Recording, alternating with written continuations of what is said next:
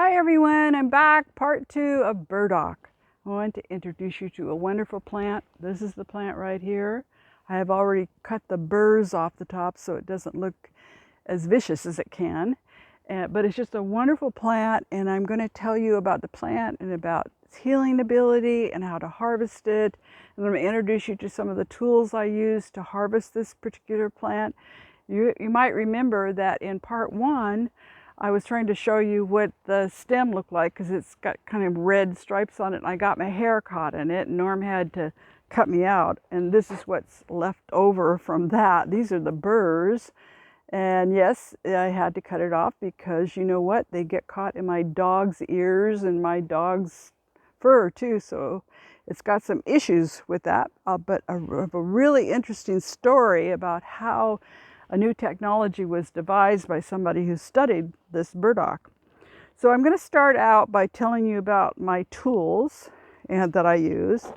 I use this a lot on the farm. It's called a hori-hori. It has a serrated edge. It has a sharp edge. And it's very heavy, which is great when you're trying to do a lot of work. And then I also have a very sharp kitchen knife that I use. And I have... Are you back? Okay, so these are my loppers. I use them for everything on this farm. Cutting blackberries back, cutting burdock back, cutting stems, and they're just great for harvesting because some of the things I harvest have really thick stems on them. I can actually use scissors for a lot of what we're going to do today because I did dig up a burdock because I wanted you to see it, but the plant itself is just amazing. It's not a native plant, so a lot of people do try to kill it with chemicals and other things, but I've got to tell you, it's considered a pioneer plant by all us people who love plants because of what it does to the ecology, and it's taking the place of plants that have already been removed, and we need burdock, and I'll tell you why. The root, this is actually a young burdock that I'm going to work on today. Most often when I'm harvesting, I actually go off, if you can look over there, some of those really big burdocks. The root on those plants can be 3 feet deep. And what they do is they attract beneficial bacteria. When I was digging this up, I found 2 types of brown worms and 1 type of red worm. And they love this plant. And so they bring a lot of really beneficial things back to the soil. I also like them because they are helping to hold the soil in place. And right here we are starting to have erosion, and it's helping to keep this hillside from moving. So I really like it. And because I have chickens, I'll tell you, we have a lot of eagle activity here, and they're always picking off my chickens. And the chickens can get under the big leaves and hang out in the shade. It's a really nice little plant. And this right here is a young one, and you can see the stem on it. Again, it came from Eurasia, and probably it came to our country via immigrants who understood what an important plant it was for food and for medicine. And just generally, I think it was pretty easy for them to hide it and bring it in. And a lot of times they didn't let immigrants bring their special roots. There's the Japanese pickle it, and Germans pickled it. They made all sorts. They put them in canning jars, and they dried them. What I do is I dry the root for tea, and the reason is its medicinal qualities.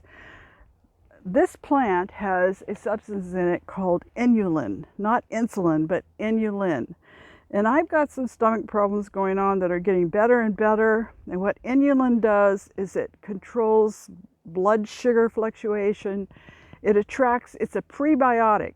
It attracts good bacteria to your gut, so your gut can be healthy, so it can digest your food.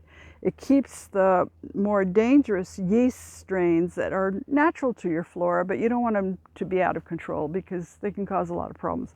So it keeps that natural flora in check. It's a very valuable healing plant. And before I go on, I want to tell you a little bit more, a little story. So this is a picture of those burrs with my hair in it. I did get caught in there. Norma had to cut me out because I couldn't get out of it. But if you notice, it has these little curvature spikes on it.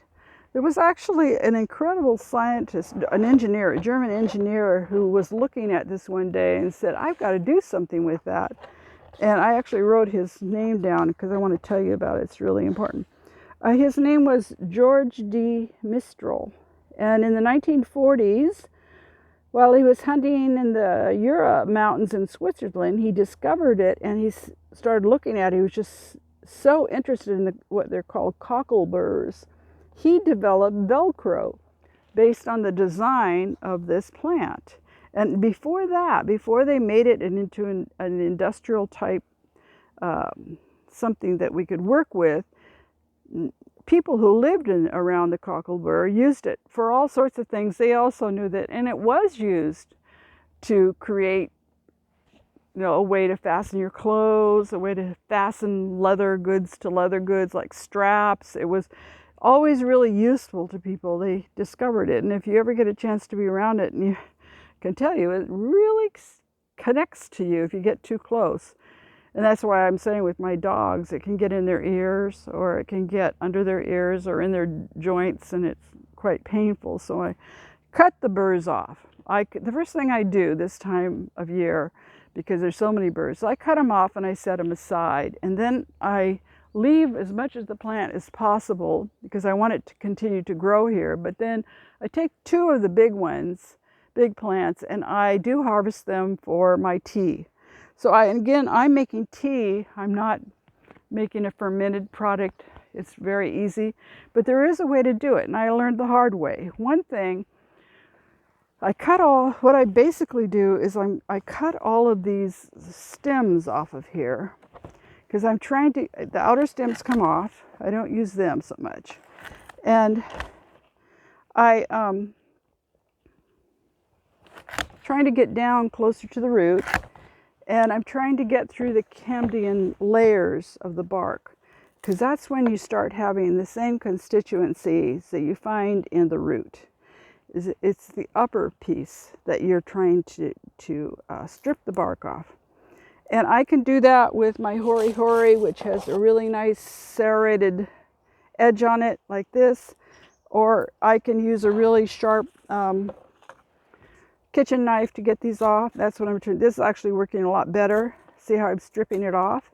And also the bark. So I'm getting this off of here, and look at that. You can already see it is a wonderful root inside. And I am going to, this is the big one I had to learn. So the first year I tried to do that out here, I cut these into pieces about this big, and I said, I'm just going to dry them that way, then I'm going to put them in my food processor. But this thing dries hard like a rock, and I almost destroyed my food processor. So now what I do is I actually cut it, and within 24 hours I put it in my food processor so it's shredded, and then I dry the shreddings. I don't dry the chunks because that was very difficult. I still have some of that root left, trying to make tea out of it. I have to boil it a bit before I get anything out of it. But so what you're going to do is create an infusion. Now an infusion is you boil the water, you get it very hot, and you put the shredded root into it, put a lid on top, and I leave it for 24 hours, and it takes the constituents, the chemicals that you are trying to get to, out of the root and into the tea. And I drink that tea. And so I make a big jug of it. And it doesn't affect me as far as causing any side effects or anything. It doesn't affect my mind. It doesn't make me dizzy. But the first thing I notice is my blood sugar is really stable. It's not going up and down all day. And the second is my digestive system works really well. So I know that what's happening when I'm eating is I'm getting all the nutrients out of my food, which sometimes I don't get all that. So the inulin in this root is important. So that's what I'm going to do today, as much as I'm going to do. I was going to bring some down for you to see, but you can see how really easy this is to shred when it's really newly dug up. It's very soft, and I'm telling you don't wait too long on it because it gets really hard, but it's a wonderful plant. And so what I'm doing is I'm shredding the layers to make my tea, right? I'm shredding them and drying the shreddings. I might even cut them up. This is a pretty good size for my tea right here. I don't have to worry so much on this because I only got a little root, but some of the big ones, again, the root can be 3 feet. I can't actually get to the bottom of those roots, but I cut it off. I probably take 1.5 feet. And I leave it because I do want the plant to come back. I really have this grove of these cockleburs, these dock plants that I just love, and they're so much a part of my herbal, medicinal, and ecological community here. So I hope you enjoyed that and you got something out of it. And I invite you to come back again and listen to the different teachings I'm going to be giving on my blog. And if you have questions, you can leave them down below and I'd be glad to answer them. And just thank you for coming. And remember, wherever you are, whatever you're doing, just do what you can with what you have. Don't worry about buying a lot of things. I've tried to show you some of my really common kitchen knives and gadgets I use all the time. I'm not running out and buying a whole bunch of brand new things to be able to do this. So I thank you for coming.